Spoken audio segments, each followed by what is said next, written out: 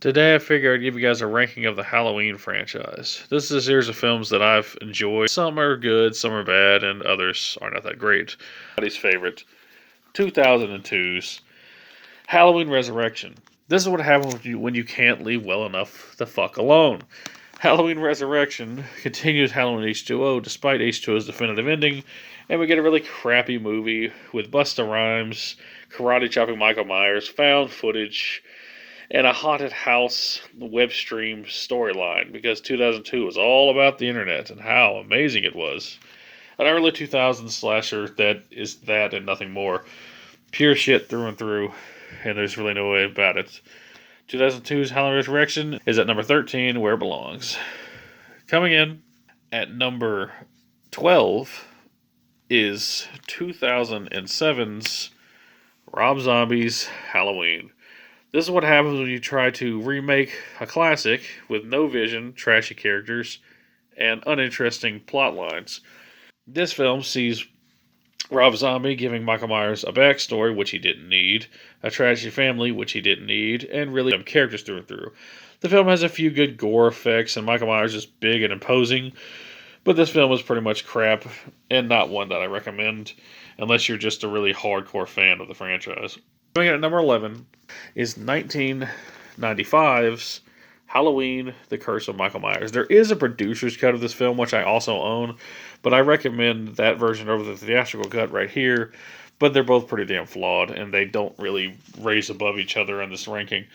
It's a weird, over-the-top, crazy film that has really dumb characters, really dumb story about runes and cults, and it tries to give Michael a reason behind his madness, which Michael doesn't need. And ultimately, it's just a strange, odd chapter in the franchise. Michael is well portrayed in this film, but apart from that, there's just nothing going for this movie, and I don't recommend it. Coming in at number 10 is 1989's Halloween Revenge of Michael Myers. This is what happens when you can't leave well enough the fuck alone. 4 had an amazing ending, and it led into this really lackluster sequel with 5. I do not hate Halloween 5. It's okay, but it's a far cry from what this series was, and is the weakest chapter of the 80s Halloween movies. Not terrible. Jamie Lloyd's back in this one, and I like her character played by Daniel Harris, but apart from that, there's really not much going for this movie, except for maybe her and Loomis. Just watch only if you're curious. Coming in at number 9 is 2009's Halloween 2. This was an okay sequel to Rob Zombie's Halloween that shows Michael on a murder spree 1 or 2 years later, depending on the cut. I highly recommend the theatrical cut over the unrated cut, which is this version here. But apart from that, there's just not much going for the movie. It does have some good kills. It has some relatively original ideas, but kind of a lackluster movie, but one of the better Rob Zombie films. Not god-awful by any means, but there you go. Coming in, I believe at number 8, and maybe controversially to some, and I do apologize for people who love this film, but it's got to be 1998's Halloween H2O. This film, in concept, is great. Bring back Laurie Strode 20 years after the crazy killings from the original film, have her living with PTSD, have her have a son, and she's like the headmistress of a school, and everything works out well, but she's still haunted by Myers. Not a terrible story. In fact, it's a really good story on paper. But this film has no atmosphere. It's like you're watching Scream. And I don't hate Scream. I know some people love that franchise, but that film doesn't have much atmosphere either. It doesn't have that dark, dreary look of the earlier Halloween films, and it just looks like it's a made-for-TV movie. It feels like I'm watching a CW TV show. The story's good, and the finale's really badass.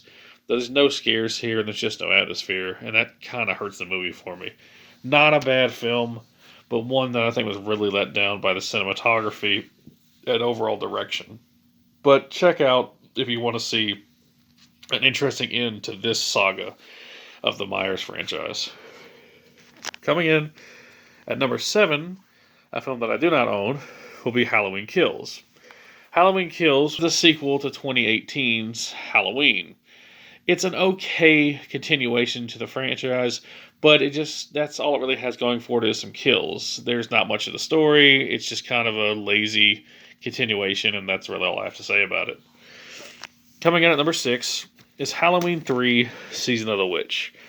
A fun spin-off that is rather enjoyable, but it's kind of just weird and out there. I don't mind that Myers isn't in it or that's a spin-off, but I never really loved it, but I do like it for what it is. A fun little odd spin-off in this franchise. Coming in at number 5 would have to be 2018's Halloween. A fun film through and through, but kind of just a rehash of the original, but I do like it for what it is. A fun rehash with old characters returning. I like it has more atmosphere than H2O, and I think it's a better version of that concept. And that's about all I have to say about it. Coming in at number 4 would have to be Halloween 4, The Return of Michael Myers. I actually very much enjoy this film, and I like the story of Michael returning after about 10 years or so and trying to hunt down his niece. It's a crazy film that has Michael Myers in a terrible mask, but ultimately entertaining through and through, and one that I very do much enjoy. Coming in at number 3, and this will probably get me some shit, would be Halloween Ends. The newest Halloween film I actually really fucking love, and I think it's really entertaining.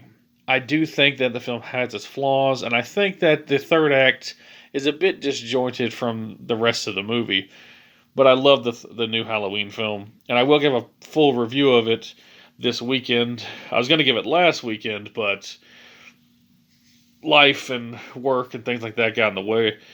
But just know I got a full review coming, but I do love Halloween Ends, and I hate to say it. Well, I don't hate to say it, but I'm just surprised to say it, but it is my third favorite Halloween. Coming in at number 2 is Halloween 2. Basically, just like Rocky 2, I love this one so much because it's basically just more of the first film. You love Halloween? Well, here it is again. It's just so awesome. Michael's so over the top here. He just busts through glass in one scene that makes him seem like a Terminator. He kills people in this hospital, hunting down Laurie Strode yet again. It's a natural sequel, and a lot of people have problems with this one. Even John Carpenter, who wrote it, doesn't like it, but I think it's a solid film through and through. But number 1, and no surprise, is John Carpenter's Halloween. This film is a pure classic, and I love it to death. There's nothing about this film that I can't say that other people haven't already said. It's truly entertaining through and through.